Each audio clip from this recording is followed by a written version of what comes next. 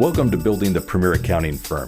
This is a podcast dedicated to individuals that want to have a successful accounting, bookkeeping, and/or tax business. The podcast is actually committed to having a show-like conversation where you're listening to individuals that are experts share information about things you need to know in order to offer quality accounting services and get paid what you are worth. Each of the episodes is actually filled full of tips and tricks to help you apply principles from our MAP philosophy, which is targeting marketing, the services that you provide, as well as the production, such as onboarding clients effectively, retaining them as clients, working through practice management, staff training, and so forth. All of these things are meant to actually help you become the premier accounting firm in your area and, in fact, be the accountrepreneur you've meant to become. Now, I'm your host, Roger Knecht, president of Universal Accounting Center. For more than 20 years, I've worked with accounting professionals, helping them both start and build successful accounting businesses. I've done this around the world, but principally here in the United States. And in doing so, I've made great friends, excellent contacts, and most importantly, built relationships that I'm quite fond of. Why? Because these people have basically taken the risk, built their businesses, and literally begun living the lifestyles that they've dreamed of. Now, today I have with me a guest, someone that I've known for some time. He's someone that I'm sure you're to enjoy. His name is Rob Brown. Rob is a renowned MC, facilitator, and chair of virtual and in-person panels, conferences, and events globally for the accounting and financial tech profession. He is a host of the popular Accounting Influencers podcast, which interviews top accounting leaders and influencers about what makes good accountants great. After COVID hit, he chaired 24 virtual panels with leaders of global accounting networks and alliances to discuss the key issues and challenges that they are actually facing. And some of these you can find on YouTube. He is the co-founder of Accounting Influencers Roundtable, or AIR. It's a mastermind group, and his company, the Business Development Academy, trains accountants to win business. He is the best-selling author of Build Your Reputation and has a TED Talk, The Personal Brand of You, that has been viewed over 250,000 times on YouTube. Rob is a committed Christian, has a black belt in kickboxing, plays chess, loves orange chocolate, is allergic to grapefruit, and plays 4 musical instruments to a decent standard. Connect with Rob on LinkedIn, but today, listen as we discuss the world of accounting. So Rob, welcome to the show. Thank you, Roger. It's a pleasure to be here, and what a wonderful introduction. Yeah, this is quite fun. I think you've done a lot, you've accomplished a lot, and obviously within the accounting space, you've got a listening ear now with this podcast, simply because I think you've gotten over the years a good perspective on what we as accounting professionals need to know. So I want to go back a little bit and get a little bit of perspective on just what brought you to accounting. How did you get into the profession? Well, I am a part qualified accountant, actually, but basically after university, I qualified as a teacher, a mathematics teacher. So I taught maths in Hong Kong for a few years and then the UK. But I found I was teaching children to pass tests, and that's not why I signed up for the education career. So I found my way via a master's into a sales role with a medical company. And I'm learning about networking and referrals and winning business. And I started a training company. I fell into professional services and had bankers, accountants, lawyers, people that are technically super smart, but often struggle with the softer side of things, the winning the business, they're having those conversations. So that's what I've been doing for the last few years. In 2016, I had a stroke. So I was forced to just make a few simplifications in my life. And one of them was foregoing all clients apart from accountants. I was working with a couple of big accounting firms here in the UK, and they were very good to me, and I got some great results for them. So having simplified my life, made a few tough choices, I'm now all out for the accounting profession. And there's a lot of great people in there, but you'll know, Roger, there's also a lot to work with, isn't there? Oh, there is. And you've brought up a lot of things here that I really would like to tie into. So later on, I'm hoping I'm going to have some time to ask about Hong Kong. I think that's great. But I'm going to start with what you were sharing about being a teacher, a faculty member teaching accounting, math. The technical side is different than the soft skills to actually be successful in accounting. Describe a little bit more what that difference is. I mean, you can be a great accountant, really good with numbers, but struggle with working with clients and having those interpersonal skills. Describe that a little bit better, though. That's so true, Roger, isn't it? Because we know accountants are technically super smart. They've worked really hard, studied, got their qualifications, got letters after the name. But for me, there are 5 skills that make the modern day accountant very successful. And the first one, as you've hinted, is that ground base. That's that technical foundation, knowing about the tax, knowing about the audit, knowing about the things that you passed your exam with. But beyond that is what gets you promoted, what gets you hired, what gets you standing out from the crowd. So the 4 of the skills for me, first are technological skills, and you recognize this in the digital age we live in, Roger. Yes. Accountants have got to know more than how to turn a computer on and off, haven't they? Because they're dealing with millennial clients and Gen Z clients now who are digital natives. So an accountant's got to be not a geek, but technologically savvy, as we say. So that's the second skill. And if you struggle there, you're always going to be way behind the curve. You've probably got a few accountants there in the US that are still using shoeboxes and checks and not in the digital age. They're not online. They don't know what an app is. So that's the second one, technical, then technological. Third is people skills. You hinted at that. They have to be able to have a little bit of empathy, compassion, particularly in these tough times we're in, a lot of mental health issues, a lot of making tough commercial decisions in emotional circumstances. And whilst accountants are not famous for that, there are certainly some areas they can develop with the people side. Fourth has got to be commercial awareness. So use the term accountrepreneur, I think, in your introduction. And I did. The best accountants you'll recognize, Roger, they've got to think like business owners. They not necessarily have been one, but they've got to think like entrepreneurs. They need that commercial awareness, that business acumen that allows them to speak into the lives of their clients. And then the last one, I should ask you what your 5 top skills are, see if we coincide. But the last one for me is selling. They've got to be able to sell not just products and services and generate revenue for the firm, but as leaders, they've got to sell ideas and vision and initiatives and projects and values and all kinds of things. That's what makes the good accountants great for me, those 5 skills. I love this. This is wonderful because I think a lot of my thoughts are similar to what you've just pointed out. And I'm just going to kind of tag what it is you've shared already with a few thoughts. First of all is definitely the confidence that the accounting professional needs to have as to their ability to offer accounting services, quality accounting services. There's a confidence that comes from knowing the accounting model and being trained and skilled as an accounting professional. And once you have that confidence, and for some it comes through certifications, it comes through degrees, it comes through various trainings or CPEs, all that's fine. But once you acquire that confidence, then you're able to actually look a business owner in the eye and say, I can take care of your accounting needs. That's powerful.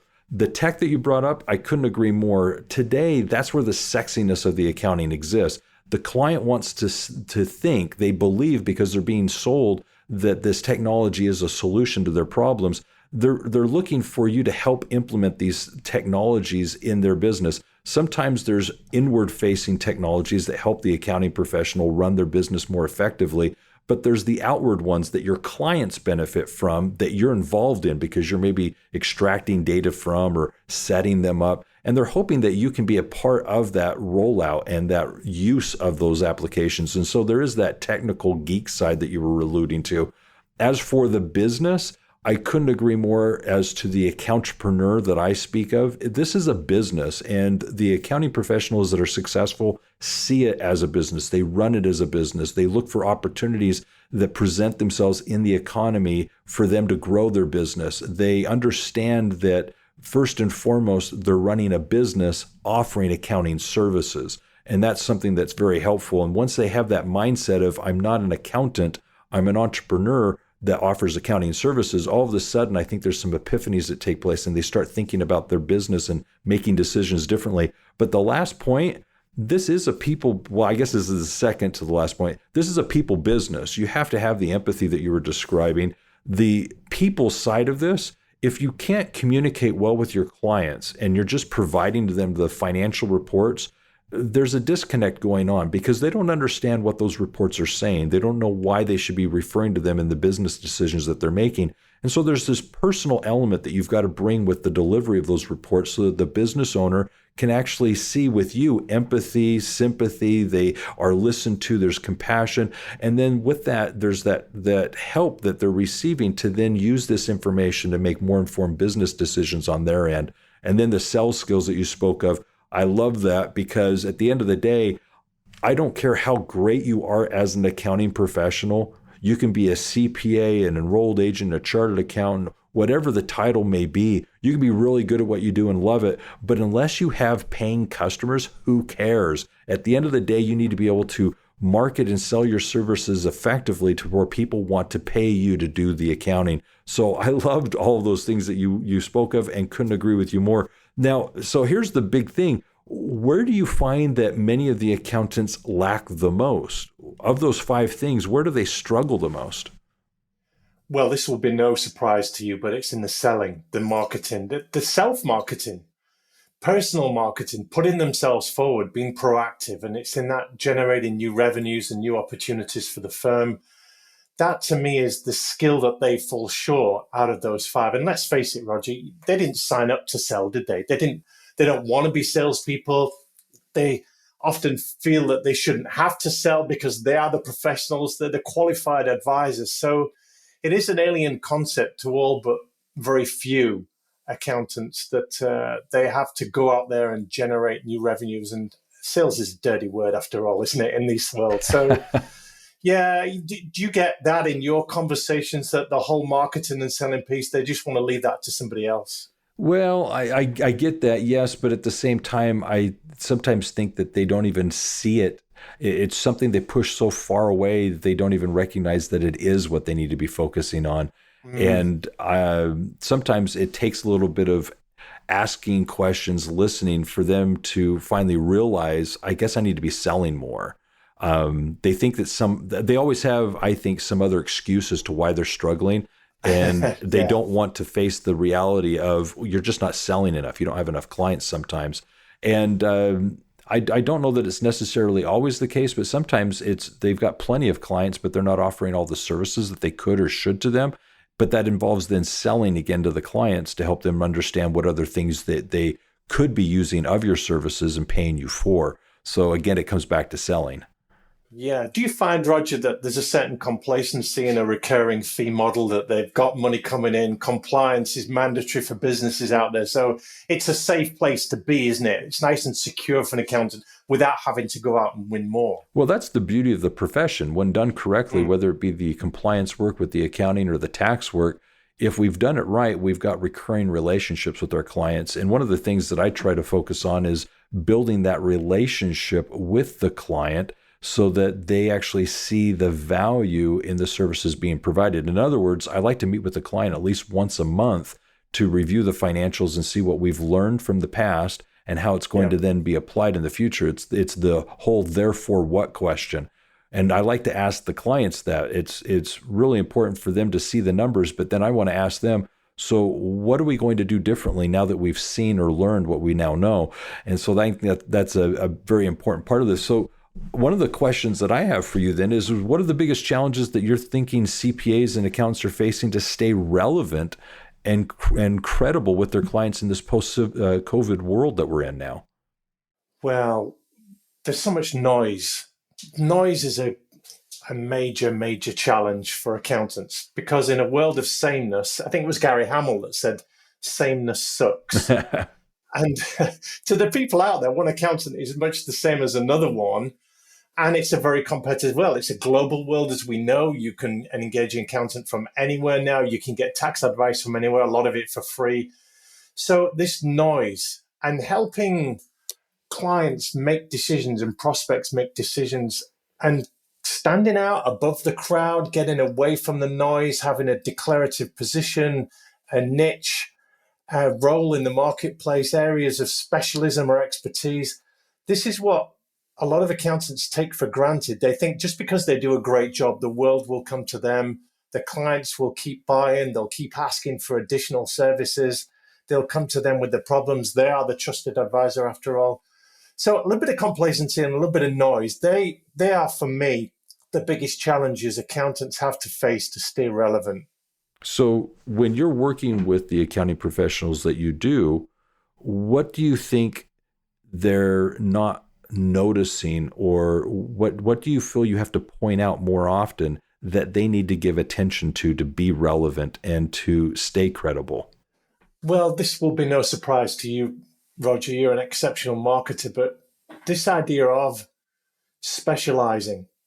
Now, whether you specialize vertically in certain niches or sectors, or you specialize horizontally across all business sectors, but say in tax or audit or data analytics or whatever it is you do as an accounting professional, the idea of being everything to everyone makes you a general practitioner. Uh-huh. And if you can specialize in some way and have a standout position, the go-to expert in whatever field it is, whatever you identify yourself with, that's what makes, for me, the accountants stand out. So I teach them to say no to things. I teach them to articulate a position or a target. Now they can take business from anywhere and do all kinds of business. They can say yes to lots of things, but what are they really chasing after from a marketing perspective?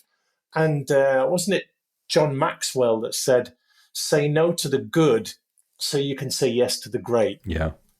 But if you keep saying yes to all the good things that come in, then you haven't got the discernment or the bandwidth or even the vision to see the great stuff that's coming in. So you end up either not seeing it or not having the bandwidth to deliver on it. So it's almost saying no to be more discerning, to be more choosy, to be more courageous for sure. But to be that specialist so that you can then, and this is where the payoff is, you can then, if you specialize, speak the vocabulary of your target clients. You're in their world. You know their problems. You begin to see the patterns and the trends. You know what's happening in that particular sector and in the industry. And you can speak with credibility into what not just their problems are, but what the best solutions are for those problems and what others like them are doing to solve it. So they get that peek over the garden wall, if they like, and they get the benefit of your experience speaking into their life with solutions that really work. And you only get that for me by specializing. And very few accountants do it. It's a big decision, isn't it? Well, it is. It's a very big decision. So I'm curious, as you've counseled and worked with accounting professionals to do exactly that, specialize, find their niche, do you have some stories of individuals that have, in fact, done so and done so well, and what their experience was? Sure. Let me tell you about Christine. Christine worked in the UK for a top 30 firm, so probably about 400 or 500 employees. And their firm across 11 offices was in quite a rural community. So they served a lot of farmers, agricultural, tourism, and we were talking about referrals. I was doing some training for the firm on referrals. And we were saying, if you said to somebody, do you need a good accountant? Then everyone needs a good accountant. But opening up that referral conversation, I told them to pick what kind of introductions they want. And this lady said, well, I've started to tell all of my introducers, my professional contacts, even my colleagues, that I work best with nursing homes, so private residential nursing homes, and private schools. So academies or public schools, you may call them. So she narrowed everything down from all the work that she does, and she has clients in her portfolio from all kinds of sectors. But she said, I started to ask people for referrals in nursing homes and care homes and private schools. And she said, I've tripled the number of referrals I've got just in the last 90 days just by doing that. And that was just a simple declarative position of, yeah, I can do all kinds of accounting work for all kinds of people, but if you specifically come across an introduction in these two areas, that would be great for me. And all of her introducers said, well, Christine, that's amazing, because at last I know what I'm looking for. I can recognize it when it arrives, and I know exactly what to do when it happens. So as she's going through this experience, she's getting clarity as to what to ask for, who it is that she enjoys working with, where she feels she can make a difference. And then the referrals can come a lot easier because it's more clear who it is that's an ideal client to introduce. That's nicely put. And the funny thing is, as she works more and more with those two key sectors, she becomes more and more of an expert, more and more referable, more and more in demand. She can charge higher and higher fees, and all those payoffs of being the expert in your particular sector or specialism. So with that context, I've got another question for you, which is regarding pricing. One of the common themes that comes up in conversations that I have with accounting professionals is also pricing. And it's quite a wide and varying conversation. It's interesting how it can take on a breadth of different substance. But the point that I want to get to here is just the nuts and bolts of when you're working with an accounting professional and they have either issues regarding pricing or challenges with regards to pricing, what's the advice that you first start with that they need to consider as they're addressing the pricing challenges they face? Well, it's such a big issue, isn't it? Pricing. And you and I both know gurus in the accounting world that have made a living out of talking about pricing. So for me, the pricing conversation starts with being an expert in something so you stand out. In other words, if you're ranking yourself with all the other accounting professionals out there selling similar services from a similar perspective to similar people for similar fees, we know about this similar world, and it is really hard to price up beyond what your hourly rate is. So when we stray into the realm of value pricing and things like that, I give accountants the analogy of the general practitioner as a doctor, if you like. You go to your doctor, I'm not feeling too well, and your surgeon. So the surgeon, and there are very different specialisms of surgery now, as you know. There used to be skin specialists, and now there are sub-epidemiology specialists that only deal in one layer of the skin. And it's so out there in terms of expertise. But these people are so highly in demand. I heard a story about a couple in the US, actually, that had a child with a very unusual condition. And they only found one surgeon in the whole of the US that could cure this condition. So they took their 8-year-old to this surgeon, got her booked in, had the operation, and they're waiting frantically outside the operating theatre after this 8-hour procedure for this surgeon to come out and give them the outlook on how it was going to work out. And this surgeon was brilliant, but had absolutely no social skills. And when he came out, took his gloves off, and he said to both parents, "It went well, he'll be fine." And he didn't even realize that their child was a girl. So that he had no social skills, but he was a brilliant surgeon, and they paid through the nose for that privilege of being with that guy because he stood out.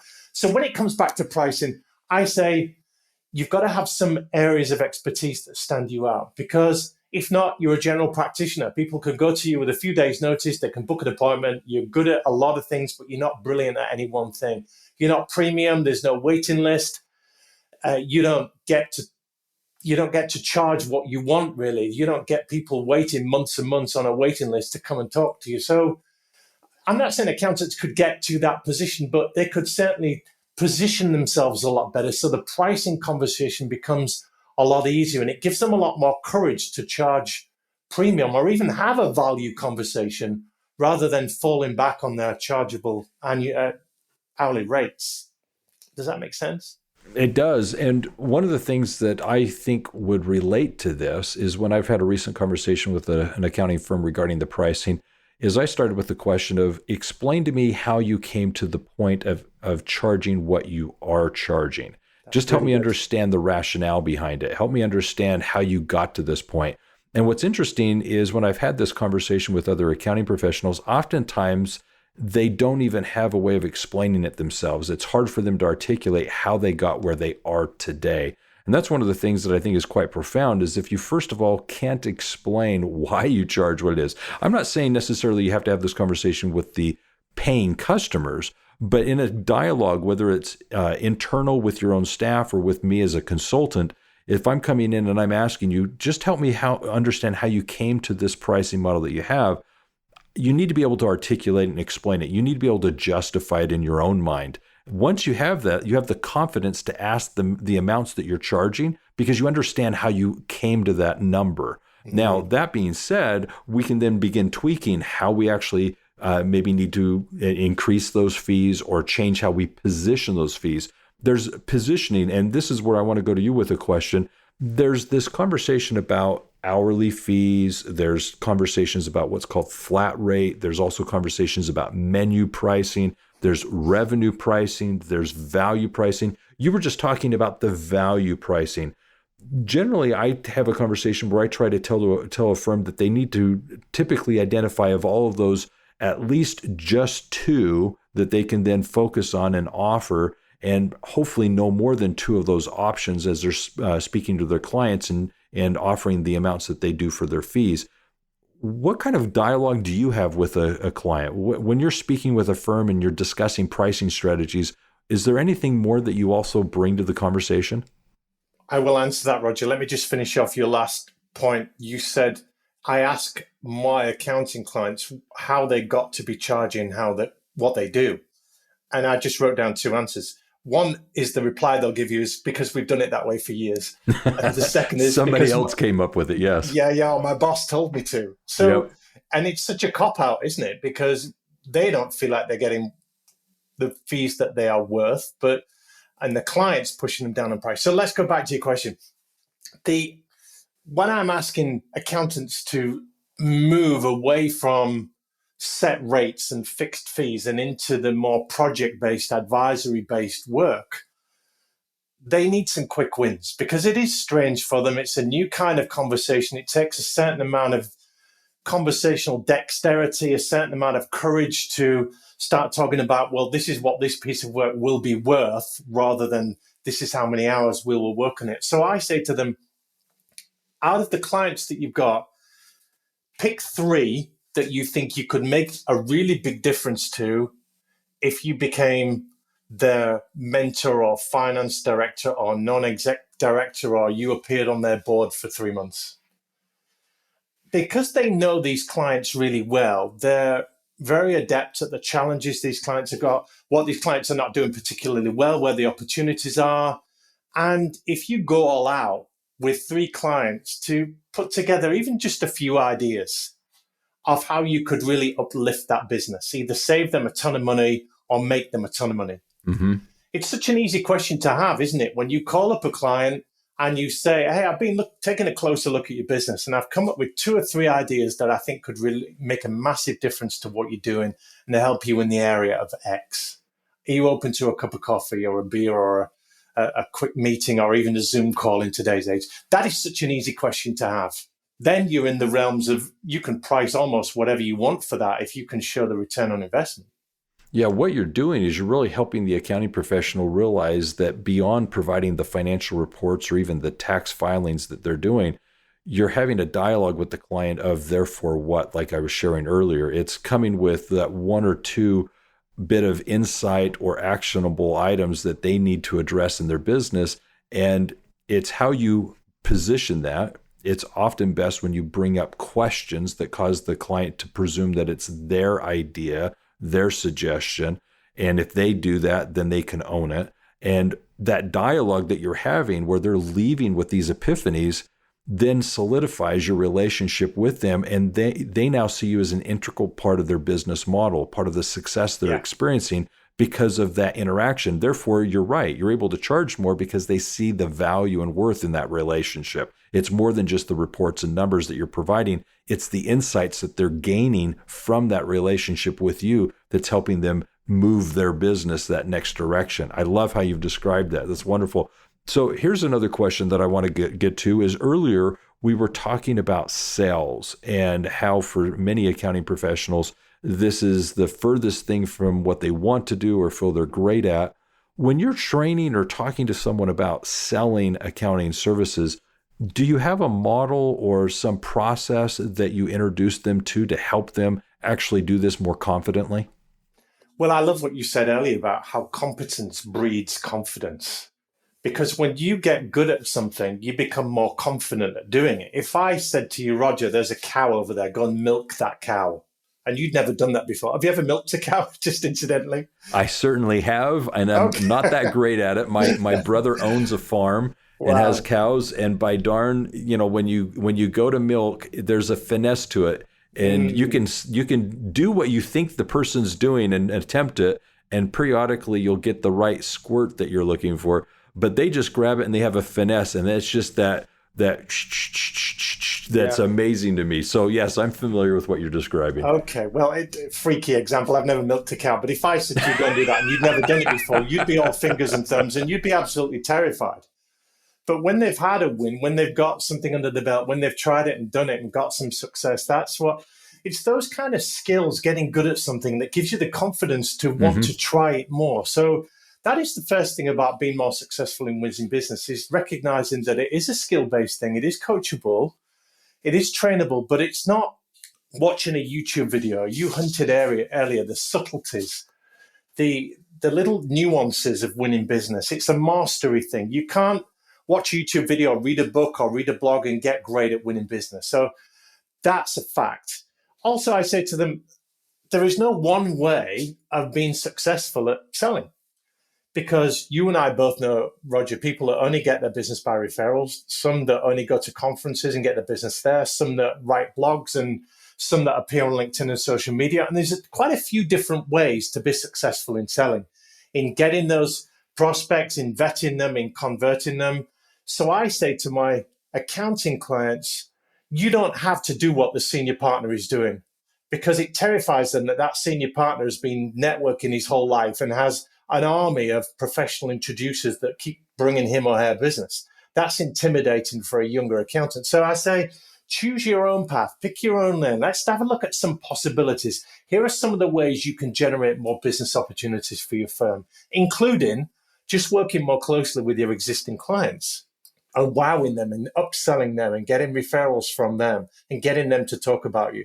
So let's choose something that you're comfortable with, that you feel you can invest a little bit of time in, and then let's make you great at those. And because you're into it, you'll spend more time doing it rather than forcing you to go out networking or forcing you to write blogs and articles if you don't like doing it. So pick a lane with something that you're comfortable with. Let's develop your competence, and then that will develop your confidence. And confidence plus competence gives you consistency, doesn't it? That gives you something that will work every time, and that starts to change habits. You know, you've been using those two words so well. I've been asked in my past numerous times, is there a secret recipe for success? Is there something that defines success? And I have, over the years, just basically whittled it down to it's two elements. It's confidence and competence to do the profession. And that says a lot. I mean, there's a lot of information between both of those words, but in reality, it is the confidence and the competence. If you're confident enough to look a business owner in the eye and literally say, I can take care of your accounting needs, I can make a difference here, that is very comforting and reassuring to the business owner to say, well, then I'm going to hire you. You've got the job. I want you to do my accounting.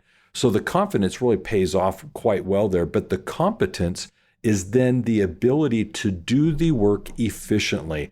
I'm not challenging your ability to actually produce accurate financial reports, but I am going to challenge your ability to do so efficiently, effectively, timely. Because if you're taking 10 hours to do a 5-hour job, yes, you charged the fee and you got the job, but at the end of the day, you didn't make any money because you took too long doing it. And so that's where the technology comes in. That's where the skills come in, the workflow. And if you're efficient, then you're profitable. And then at the end of the day, you're happy. So it's the confidence and the competence to do the work. But the competence as well, Roger, if I can jump in, the competence is not just doing things efficiently and even effectively, but it's knowing the right things to do. So when that accountant has some experience, some expertise, some specialty, they know the right buttons to push. They know the right numbers. They can tell the stories behind the data. It's not just going off and doing lots of things productively and effectively, and it's having that right strategy and the right tactics and knowing where to apply your best effort, isn't it? Yes, I completely agree. And I've just written down a phrase when you talk about confidence: people buy certainty. Yes, that is true. And that's where that confidence comes in. Yes, they do buy certainty. They want to look at you and realize that in the decision they're making to have you do the accounting, that they can move on and focus on other pressing issues because this now has been addressed and hopefully resolved. That's the confidence that they're seeing in your eyes. That's the confidence they have in you. That's what they're paying for. Now they're able to move on to other things in their business because they know this has been addressed. So that very big thing. I like that. All right. So I mentioned earlier my interest in going back to your comment about being initially in Hong Kong. So obviously that was in '99, given back to China. They've had recent incidents there. I was just curious, do you still have connections in Hong Kong? Well, I do. I have one really big connection in Hong Kong. So the story was after I graduated in '92, a pal of mine at university, we said, look, before we start our teaching career, let's go traveling around the world and then we come back and settle down and start our teaching. So we got a round the world ticket and we ended up in Hong Kong after a couple of months and we never left. As a matter of fact, my friend Steve is still there. So Oh it's my. almost 30 years later. He's had children there and a lot has changed in Hong Kong. But it's a fascinating place, and living in a different country for any length of time is something I recommend everyone tries. Roger, have you been out there? You seem to have an interest in it. I've not been there, but I've been following the recent developments there. There's obviously been quite a bit of change as China's been changing their relationship with Hong Kong and cracking down a lot. So I've been just paying attention to a few of It those. is very delicate politically right now. And It Steve is. tells me that he's not going to stay there much longer. He's got teenage daughters now, and he's going to bring them back to the UK at some point very soon. So, Yes. So definitely not a political podcast, but there's a lot going on over there. And We're topical though, aren't we, Roger? We're topical. yes. Well, yeah, honestly, we could have a whole conversation just about that because I think there's a lot to be learned there and discussed. But just because of our audience, I won't bore them with it right now. Here's a question for you, though. I'm curious about your stroke. I don't know how much you'd like to share, but I know a lot of the listeners, they also have health-related issues. You get into starting your business, running your business, whether or not you have employees, you've got clients that are dependent upon you, you have a health type situation like that arise. How did you adapt in the business sense, having that health situation? What advice do you have? I'm certainly open to talking about it. It was a hemorrhage. So there are two kinds of strokes. One is any kind of blockage in the brain, and another is any kind of bleed or leak in the brain. And I had a very sudden hemorrhage. I was getting lots of migraines. So it ended up with a big brain bleed. So I've lost some vision. I cannot now see the top left quadrant of my vision. It's called quadrantinopia. So my eyes see everything, but the area in the brain that was damaged by the bleed doesn't transfer those images. So I'm not allowed to drive. So there has been some adjustments, but in some ways I've been very blessed because some people have strokes that can be very varied in the severity, and some people can't walk or talk properly again. So I've got to say first, Roger, that I'm very blessed still to be able to do most of the things that I could do. But as an example, I've had to make some adjustments with driving and allowing a lot more time using public transport, asking for lifts and help. That's been something. I've had to do a lot less traveling. I've become a lot more dependent on other people. I need more sleep. I have epilepsy now, so I take medication for that. But there's so much that's controllable these days. I've had to say no to a lot of things to recalibrate my life and my business and my priorities.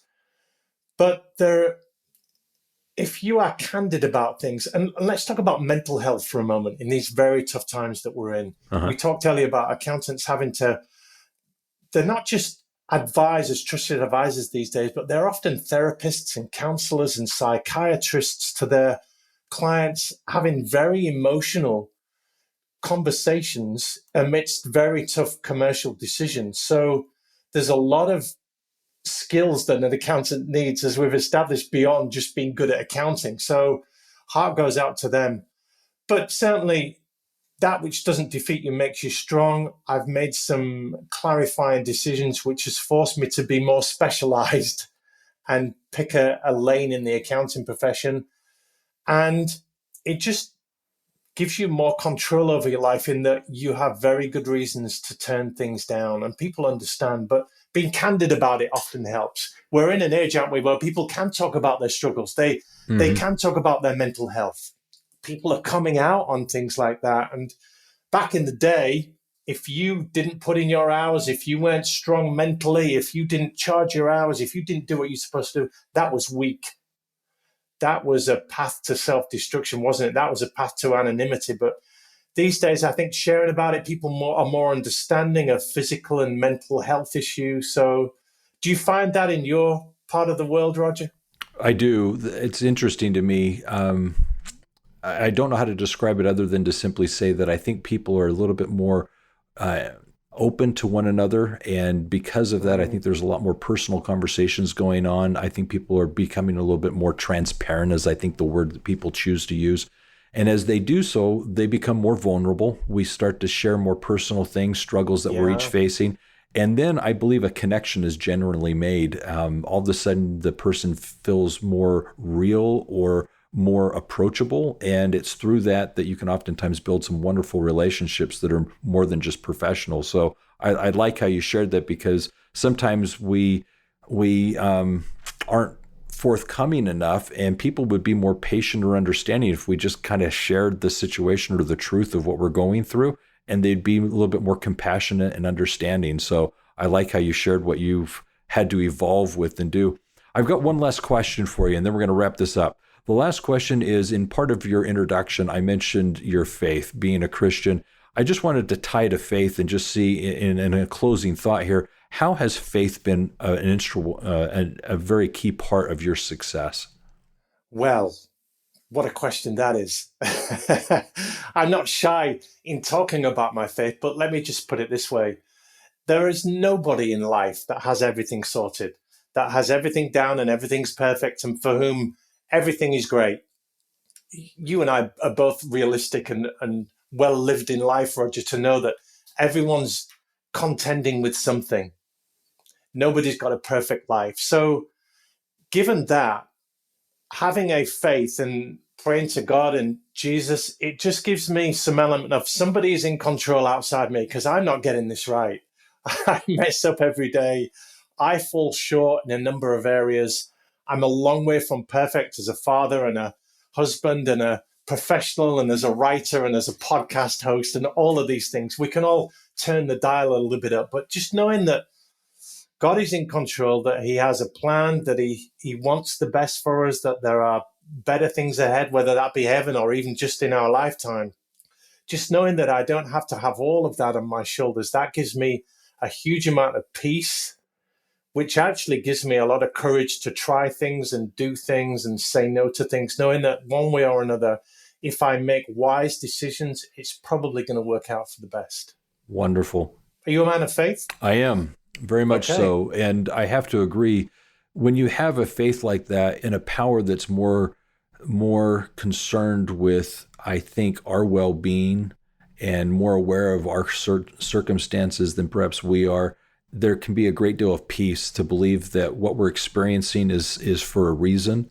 And I'm very much of the opinion that the trials and struggles that we face are later those things that we can use to give us empathy for other people as they go through their trials, and it allows us to serve and bless others. But faith is a very big key part of what I think provides peace in my life, to know that in the end, everything's going to be okay. And so I very much do believe in God, and I very much do practice my faith, and I do it because I feel that it gives me an opportunity to be a better person, a better father, a better man.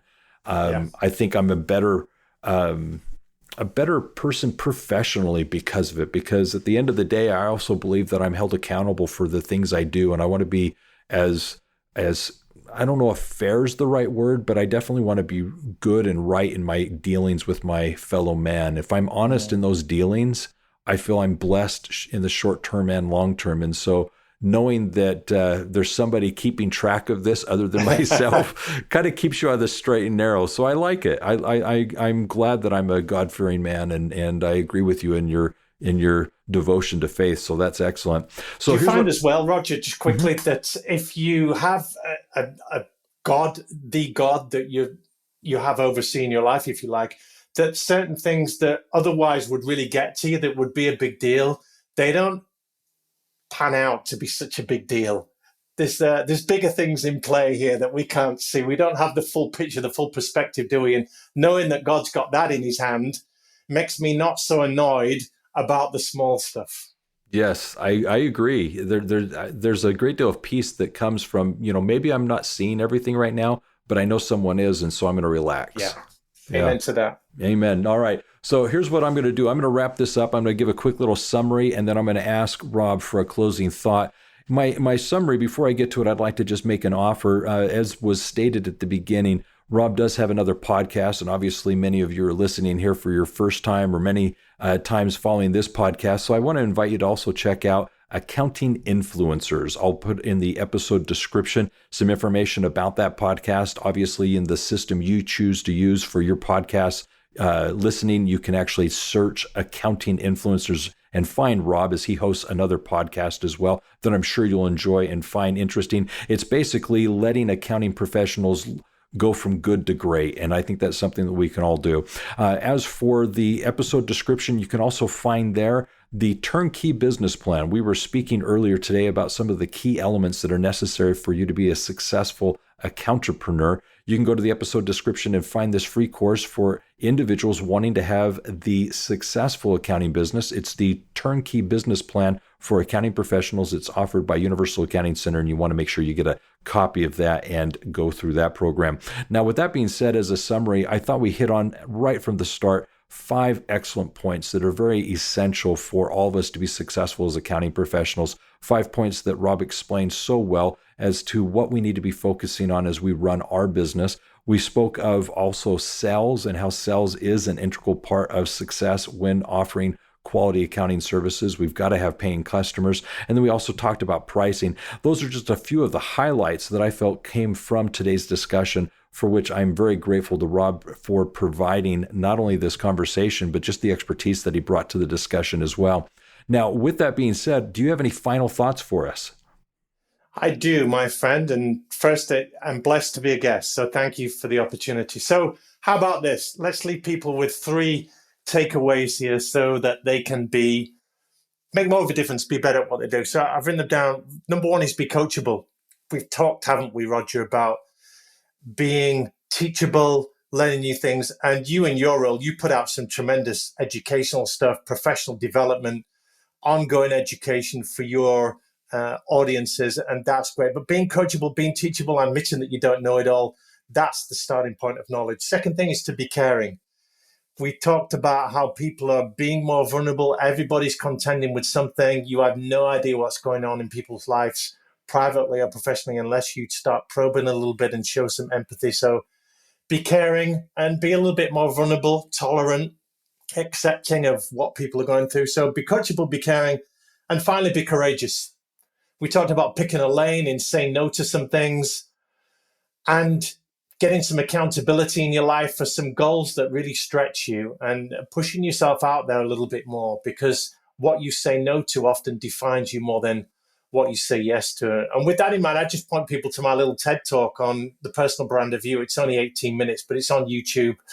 And that is very much an exercise in saying no to some stuff and saying yes to other things and being a little bit more courageous. So be coachable, be caring, and be courageous. That's our messages for today from me. Perfect. Rob, that is excellent. I appreciate that. Was 3 great points to share at the very end here. So with that being said, let me just kind of wrap this up by saying, for additional information on how you can get free resources to work on your business, you can check out the episode description and find some resources there available for you to use as you build the premier accounting firm in your area. You always want to remember this, is if it's about accounting, it is universal. And I encourage you to subscribe to this podcast and listen to our other episodes, as we've had excellent guests where we've addressed various topics that you should be aware of as you're running your business. Now, for more information about how you can apply these principles in your business, I encourage you to visit us at universalaccountingschool.com or give us a phone call at 801-265-3777. And always remember this, accounting success is universal. Take care and have a great day.